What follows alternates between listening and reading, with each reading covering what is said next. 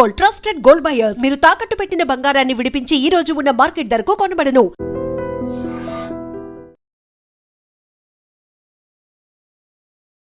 నమస్తే, welcome back to IT media. నేను మీ ఝాన్సీ. ప్రస్తుతం అంతా ఉన్నారు వంటింటి చిట్కాలకు కేర్ ఆఫ్ అడ్రస్ అయిన మధుసూదన్ శర్మ గారు. మరి మన ఆయుర్వేదం ప్రోగ్రామ్ లో ఈరోజు ఒక మంచి టాపిక్ తెలుసుకుందాం. నమస్తే సార్. నమస్తే మా సార్, అందరికీ కావాల్సిన వీడియోస్ లో అంటే మీరు వచ్చినప్పుడల్లా రిక్వెస్ట్ చేసేది ఏంటంటే వెయిట్ లాస్ వీడియోస్. ఏది పడితే అది తినేసి అంటే మొత్తం స్టమక్ని ఫుల్ చేసేసి జంక్ ఫుడ్తో, ఆయిలీ ఫుడ్తో ఫ్యాట్గా అయిపోయి చాలా లావుగా అయిపోయినప్పుడు హెల్తీగా వెయిట్ లాస్ ఎలా అవ్వాలి అని చెప్పి ఆలోచిస్తూ ఉంటారు.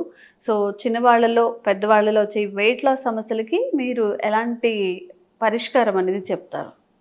ఇంతకుముందు చెప్పినట్లమ్మా చాలా వీడియోస్లో కూడా మనం మంచి ఫార్ములాస్ కూడా చెప్పడం జరిగిందమ్మా. అది వాడేసేసి మంచి ఫీడ్బ్యాక్ కూడా మనకి ఇవ్వడం జరిగిందమ్మా. మనకు కామెంట్స్ రూపంలో, ఫోన్ల రూపంలో కూడా చెప్తుంటారు. చాలా మంచి టిప్స్ చెప్తున్నారు సార్, ఇలాంటివి మరీ కూడా చెప్పండి, ఎన్ని టిప్స్ చెప్పినా దీనికి అంతు లేదని కూడా చెప్తుంటారమ్మా. ఎందుకంటే బర్నింగ్ ప్రాబ్లం అయిపోయింది సొసైటీలో. సో ఎక్కడ చూసినా పూర్వకాలం అయితే వెయిట్ ఉన్నటువంటి వాళ్ళని వెతకాల్సి వచ్చేదమ్మా.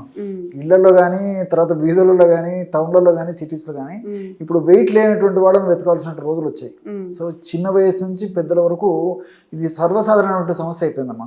వెయిట్. సో ఈ వెయిట్ లాస్ వల్ల, ఈ వెయిట్ ఉండడం వల్ల ఏమవుతుందంటే ప్రథమ దశలో ఎలాంటి ఇబ్బందులు ఉండవు, కానీ తర్వాత అనేక రకాలైన సమస్యలు వస్తుంటాయి.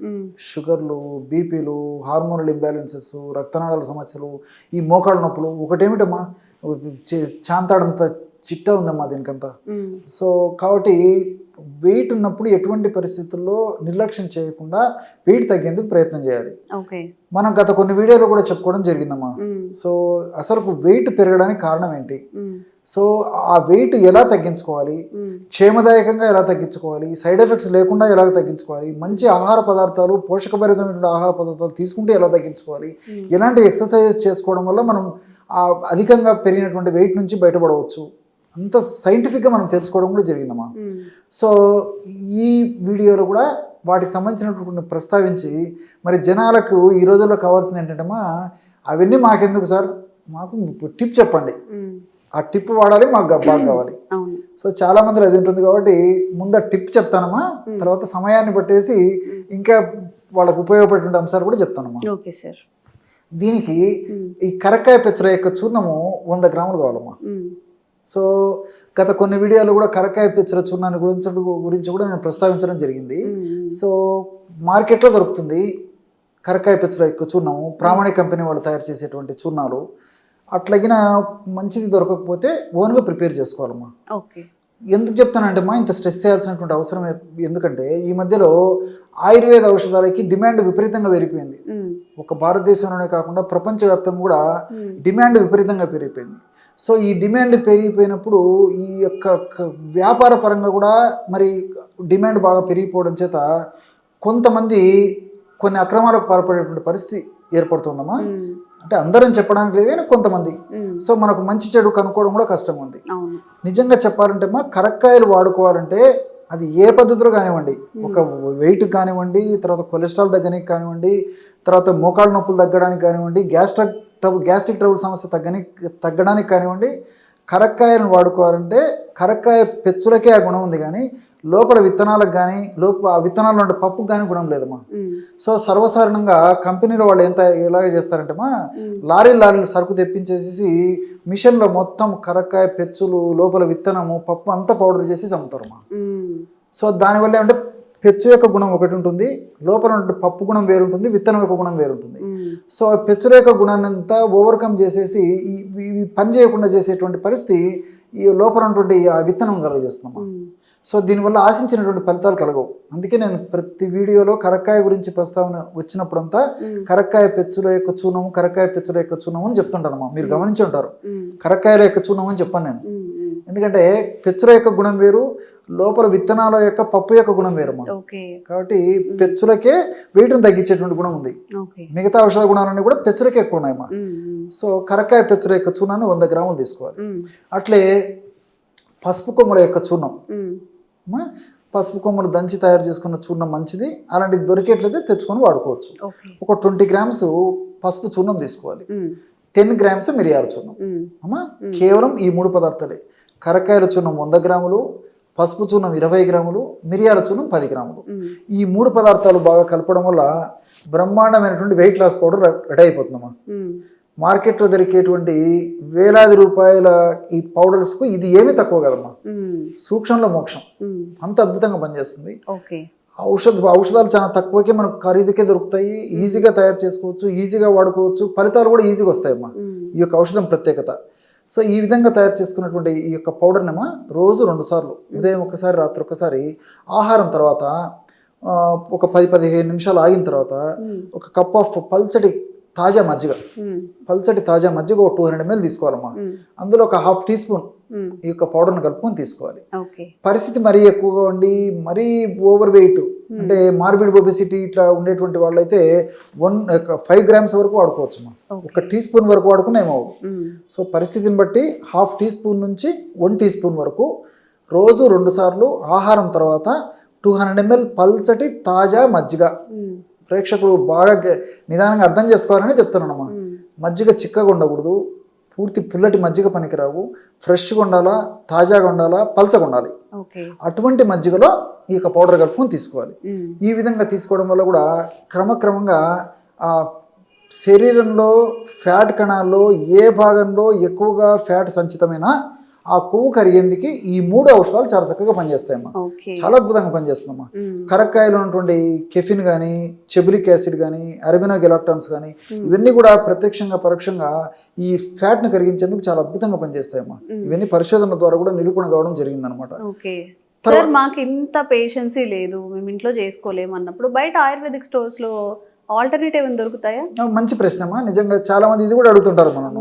సో ఆయుర్వేదం ఔషధాల పరంగా మనం ఆలోచన చేసినట్లయితే ఎక్కువ మంది ఆయుర్వేద వైద్యులు సూచించేటువంటి ఔషధము, ఎక్కువ ప్లేసెస్ లో దొరికేటువంటి ఔషధం ఏదంటే నవక గుగ్గులు. గుగ్గులు దాని పేరు నవక గుగ్గులు. టాబ్లెట్స్ రూపంలో దొరుకుతాయమ్మా జనరల్ గా. సో ఈ నవక గుగ్గులు అనేటువంటి ఔషధం మాత్రల రూపంలో దొరుకుతుంది కదమ్మా. చిన్నగా ఉన్నదైతే 2 వాడుకోవచ్చుమా, పెద్దగా ఉన్నటువంటి మాత్రలు అయితే 1 సరిపోతుంది. ఆ నవక గుగ్గులు అనేటువంటి ఒక ఔషధాన్ని రోజు ఉదయం 1 మాత్ర కానీ 2 మాత్రలు కానీ, ఆహారం తర్వాత, రాత్రి పూట కూడా అంతేమ్మా, ఆహారం తర్వాత 1 మాత్ర కానీ 2 మాత్రలు కానీ మింగేసేసి 1 కప్పు తాజా మజ్జిగలో కాస్త శొంఠి పొడి అమ్మా. ఇదేం ప్రాబ్లం ఉండదు, శొంఠి పొడి కూడా మార్కెట్లో దొరుకుతుంది కదమ్మా, జస్ట్ కలుపుకొని తాగడమే.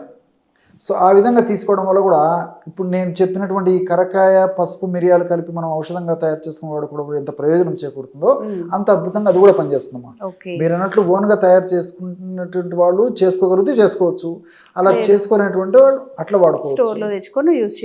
లేదు కొంతమందికి ఆతృత ఎక్కువ, తొందరగా తగ్గాలి, నేను ఏదో నెలల్లో నేను చాలా ఫాస్ట్గా తగ్గాలి, ఎంత దానికైనా నేను సిద్ధపడతాను, ఎంత పథ్యమైన ఉంటాను, ఎన్ని రకాలైనటువంటి ఔషధాలని వాడుకుంటాను, నాకు ఫాస్ట్ రిజల్ట్ కావాలి, మరీ పరిస్థితి నాకు ఇబ్బందికరంగా ఉంది అనేటువంటి వాళ్ళైతే ఈ యొక్క ఔషధాన్ని అంటే నేను చెప్పినట్లు ఈ గృహ వైద్యంగా తయారు చేసుకోదగ్గ ఔషధాన్ని వాడుకుంటూ ఇట్లా మార్కెట్లో దొరికేటువంటి ఔషధాన్ని కూడా వాడుకోవచ్చు.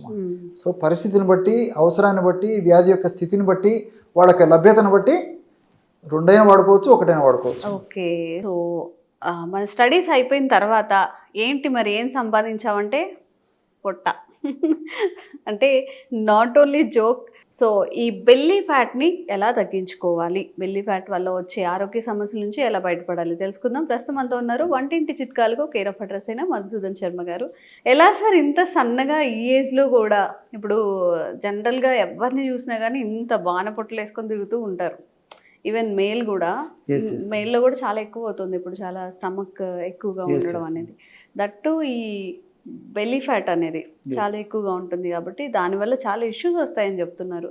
ఫస్ట్ ఆఫ్ ఆల్ ఇది రాకుండా ఉండాలి అంటే మనం ఏం చేయాలి, ఎందుకు వస్తుంది బెల్లీ ఫ్యాట్ అనేది? తీసుకున్నట్టు ఆహారం వల్లమ్మా ప్రధానమైన కారణము. రెండవది సెడెంటరీ లైఫ్, అంటే కూర్చొని చేసేటువంటి పనులు, అంటే ఎక్సర్సైజ్ లేకపోవడం అమ్మా. తీసుకునేటువంటి ఆహార పదార్థాలు కూడా ఎలా ఉన్నాయంటమ్మా, పిండి పదార్థాల సేవన విపరీతం అయిపోయిందమ్మా.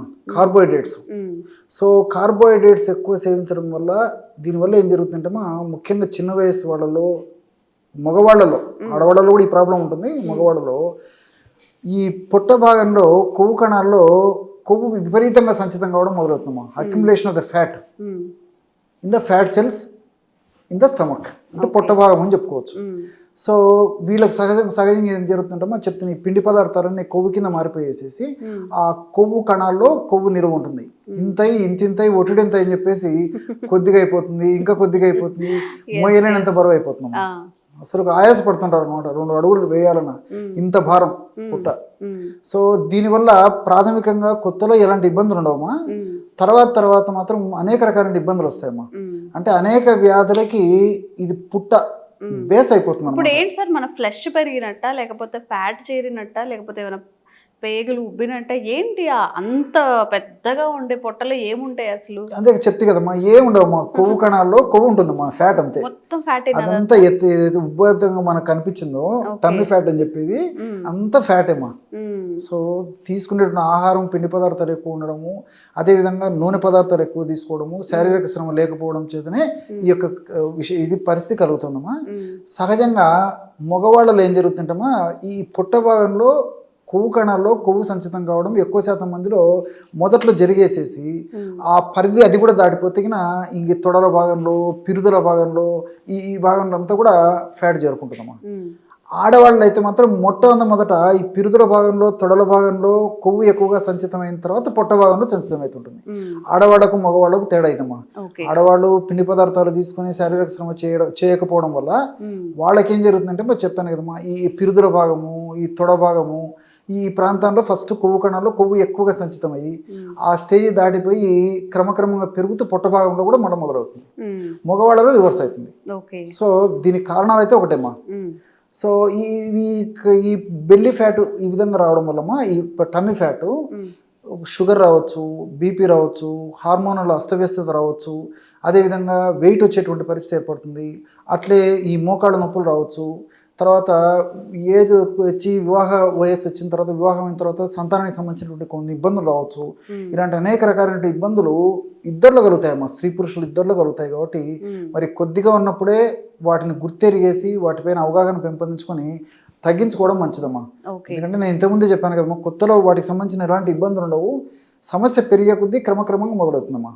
సో కాబట్టి మరి బెల్లీ ఫ్యాటు ఉన్నది తగ్గించుకోవడం మంచిది, లేకుండా వాళ్ళు ఎవరన్నా ఉన్నట్లయితే అది రాకుండా కంట్రోల్ చేసుకోవడం మంచిది.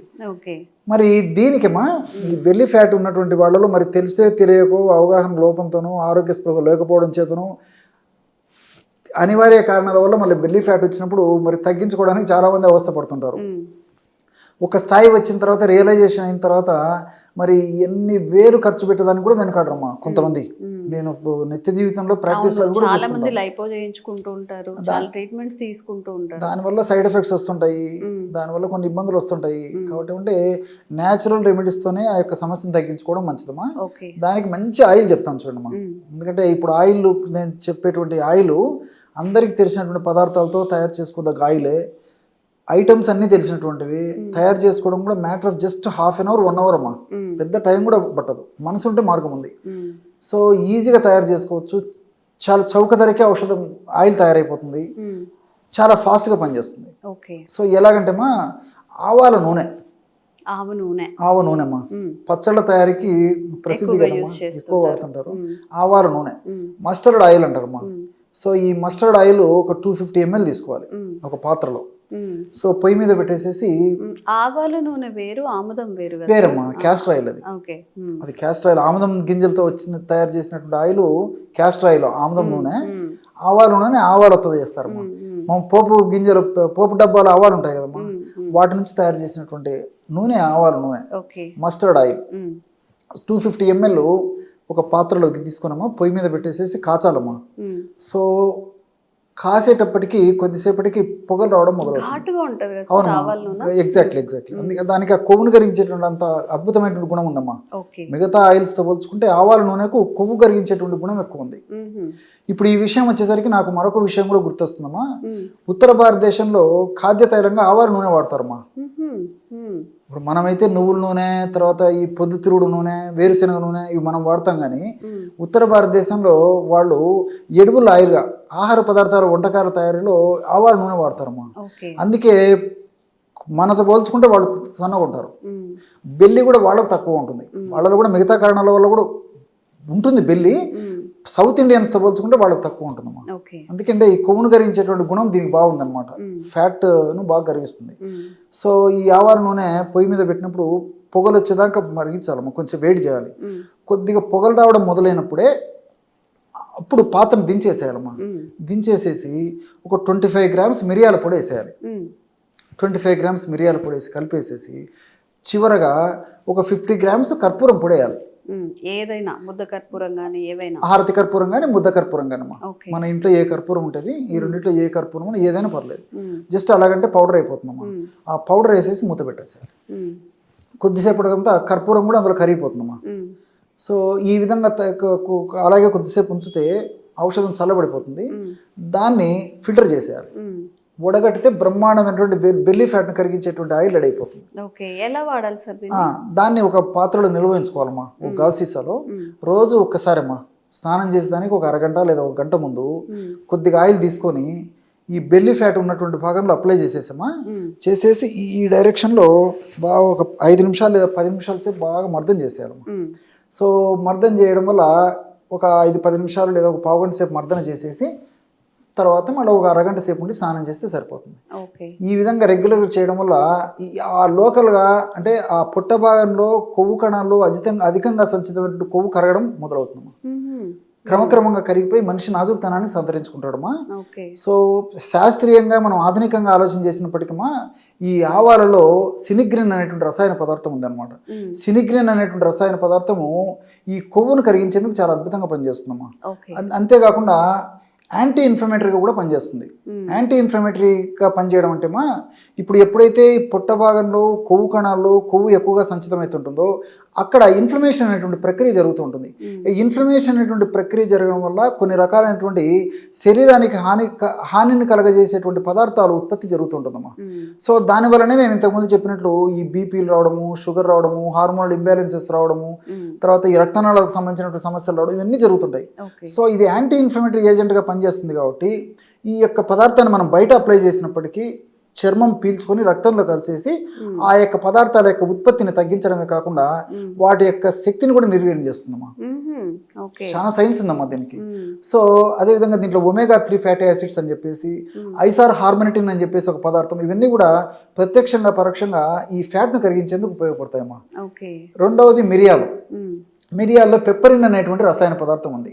ఈ పెప్పరిన్ అనేటువంటి రసాయన పదార్థం కూడా ఏమిటంటే మనం ఎప్పుడైతే అప్లై చేస్తామో పొట్ట భాగంలో ఉన్నటువంటి ఈ రక్తనాళాలకు మంచి బ్లడ్ సర్క్యులేషన్, రక్తనాళాల ద్వారా పొట్ట భాగానికి బ్లడ్ సర్క్యులేషన్ బాగా జరుగుతుందమ్మా.